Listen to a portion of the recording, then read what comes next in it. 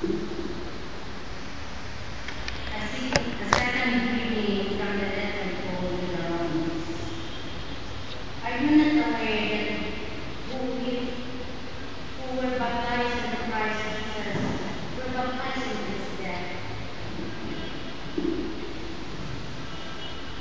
Through baptism into his death, we were buried with him, so that just as Christ was raised from the dead, by the glory of the Father, he too might live and be life.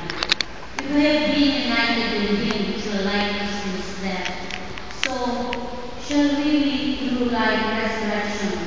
This will know our old self was crucified with him, so that the sinful body might be destroyed and we might be slaves to sin no longer.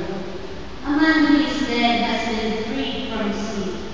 If we have died with Christ, we believe that we are also to live with him. We know that Christ, once raised from the dead, will never die again.